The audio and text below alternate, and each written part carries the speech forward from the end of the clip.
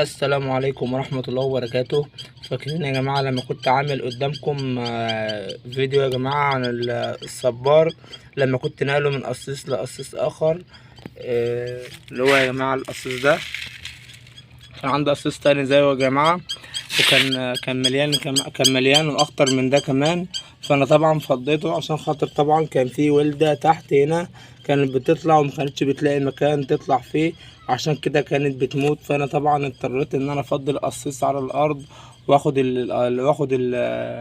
واخد شتلة القصيص، واخد شتلة الصبار وانقلها يا جماعة زي ما انتم شايفين كده.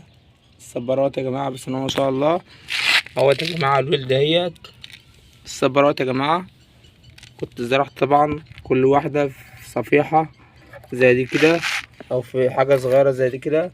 طبعا يا جماعة طلعت خلفة اهيت ما شاء الله. دي طبعا الصفيحة ديت طلعت اهيت يا جماعة، طلعت تلاتة هما يا جماعة، واحد اتنين، التالتة هناك اهيت، وديت يا جماعة برضو كمان اهيت. يعني بصوا بصراحة يا جماعة حاجة صغيرة زي دي كده وحاجة شياكة، يعني شكلها حلو. عايز تربي في صفيحة، عايز تحط في صفيحة، عايز تنقل في صفيحة انقل، عايز تنقل في حاجة زي ديت تنقل براحتك. تمام. ديت برضك يا جماعة اهيت مطلعة برضك اهيت، بدأت برضك تطلع برضك اهيت. يعني الصبارة يا جماعة من الحاجات اللي هي مناعتها قوية ماشي، وبتستحمل أي جو، وبتطلع يعني متقلقوش من أي حاجة. دي طبعا يا جماعة برضك كمان مطلعة اهيت ازاي يا جماعة، طلعوا صبار صغير اهوت. ادي كده يا جماعة اتنين، ودي طبعا يا جماعة قدامنا برضو اهيت مطلعة اهيت اهي. طبعا يا جماعة الصبار صغير مش كبير يعني ولا حاجة اهوت. هو طبعا يعني خد مدة برضو كده، يعني شهر كده ولا حاجة، عقبال برضو من الجدر بتاعه بس يعني مسك في الأرض كده. تمام. في الفترة ديت يا جماعة بيبقى الصبار بيبقى عايز شوية عناية بس كده، عناية بس، مش ان انت يعني عناية، العناية اللي اقصد بالعناية يا جماعة اللي هو ايه، كل ما ينشف بس بتشربه مية بس عشان خاطر ايه، عشان خاطر بس الجدر يفضل عافي كده ويمسك في الارض. لكن طبعا الصبار اول ما بيكبر زي ده كده، انت لو سبته طبعا، لو سبته اسبوع من غير مية ونشف منك شوية عادي، ما تقلقش عليه. هو الصبار طبعا من الحاجات، من النباتات اللي هي بتستحمل يعني. وانا طبعا بحب تربيتها جدا على السطح، كمان اصلا منظرها جميل جدا، وانا اصلا بستخدمها كمان. وكنت عامل فيديو كمان يا جماعة وكنت جاي لكم على الحاجات يا جماعة اللي الصبار بتستخدموها على الشعر، وبتستخدموها فوائد يعني الصبار للشعر وللبشرة. أنا بصراحة يا جماعة مسبتش حاجة عن الصبار إلا لما اتكلمت عليه. برجع يا جماعة اللي عايز يعرف أي حاجة يخش يا جماعة يقلب بس على الفيديوهات بتاعتي، يقلب على الفيديوهات بتاعتي، هتلاقي عنوان الفيديو فوائد الصبار، هتلاقي جل الصبار كده محطوط صورة مصغرة ان شاء الله، يعني هتفهم من الفيديو كل حاجة ان شاء الله.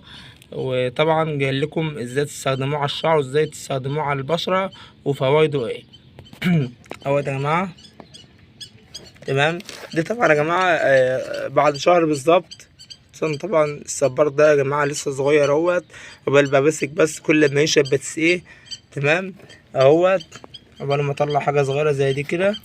تمام. وهنا برضو كده يا جماعة حاجة زي دي كده برضو، دي كبيرة شوية اهيت، بس طبعا مش ما ملتهاش تراب قوي، لان طبعا الصبار يا جماعة جدره مش من الحاجات برضو اللي هي ايه، يعني عادي يعني بتستحمل برضو يا جماعة، وبتنتشر في الجرد البحال. اهوت يا جماعة زي ما انتم شايفين كده اهيت، اهي يا جماعة زي ما انتم شايفين، واحدة اهيت، واحدة اهيت يا جماعة، والتانية اهيت زي ما انتم شايفين. يعني بصراحة يا جماعة ولسه يا جماعة، يعني الاتنين ده هما الخضر، الاتنين ده مش عارف الاتنين دولت. هي ديت يا جماعة طبعا ناشفة شوية، بس الجدر بتاعها مسك يعني في الأرضية إن شاء الله. إن شاء الله يا جماعة لسه في كمان اهوت، ولسه فيه اهوت، لسه طبعا يا جماعة الصبار طبعا يا جماعة. انا بدل ما كان عندي واحد اتنين، تمام. لسه عندي فوقنا كمان يا جماعة اهو زي ما انتم شايفين كده 3. لسه في هنا على الأرض اهوت 4، تمام. بدل ما كان عندي 4 بس يا جماعة 4 أسس بس صبار، تمام. هو طبعا الصبار طبعا الأساس كان خلاص انتلى، وأي ولدة كانت بتكبر كانت بتموت، لأن طبعا مكانتش بتلاقي مكان.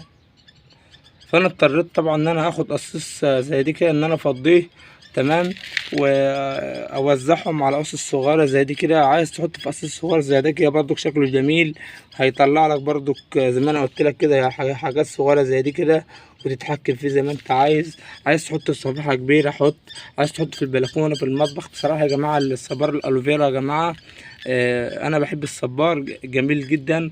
بدل ما كان عندي 4 بس 4 اسس، بسم الله ما شاء الله دلوقتي بقى عندي 4 كبار و4 صغيرين اهمت، يعني 8 كمان، يعني بزياده يا جماعه بزياده. طبعا يا جماعه انا كنت جاي لكم مره، طبعا يا جماعه اللي متابع الفيديوهات بتاعتي ومشترك في القناه بتاعتي يعني طبعا هيبقى فاكر انا قلت ايه يا جماعه. طبعا قلت لكم قبل كده ان انا الصبار ده كله يا جماعه من صباره واحده بس، من صباره واحده بس يا جماعه كنت لاقيها على الارض. بس هي كانت لسه يعني كانت لسه خضره، فخدتها زرعتها. فبعدها بشويه لقيتها اخضرت وطلعت بدأت تطلع حاجات صغيره زي دي كده يا جماعه. فخلاص يعني بدأت ان هي تكبر، كنت زارعها في جردل زي دي كده، في قصيص زي دي كده، وبدأت ان هي تكبر تكبر تكبر تكبر لحد ما ملت القصيص ده كله، والتاني والتالت والرابع. يعني ده كله يا جماعة الصبار ده كله يا جماعة من نبتة الصبارة واحدة بس. فالصبار يا جماعة من النباتات اللي هي بتنتشر كده يا جماعة، زي النعناع بالظبط كده يا جماعة، زي النعناع بالظبط. انت لو جبت عود نعناع وحطيته بس بطريقة معينة. طبعا يا جماعة انا قلت لكم برضو على طريقة النعناع، لان ليه اكتر من طريقة، بس في طريقة بتنجح اكتر من طريقة، ويعني وبتخلي الانبات بتاعها ان هو يحلو بسرعة. فطبعا يا جماعة انا كنت عامل برضو طريقة زراعة برضو النعناع برضو برضو مش من حلقات بعيدة أوي ولا حاجة، يعني مثلا من 5 برضو 6 فيديوهات كده برضو عدوا ولا حاجة. طبعا برجاء يا جماعة يعني اللي مش مشترك في القناة يشترك في القناة بتاعتي، ويعني يشوف الفيديوهات كده مثلا في الأول. لو الفيديو عجبك كمله، ما عجبكش اطلع منه اعمل له لايك ويطلع منه عادي. بس كده يا جماعة كده خلاص يا جماعة، يعني يعني انتهى الفيديو بتاعنا النهاردة. بتمنى منكم يا جماعة اللي شاهد الفيديو لحد دلوقتي ما يبخلش عليا بالاشتراك في القناة ويعمل لي لايك، لان اللايك طبعا عندي اهم من الاشتراك في القناة، لان اللايك بيخلي اكبر عدد من الناس ان هم يشاهدوا الفيديو بتاعي. والسلام عليكم ورحمة الله وبركاته.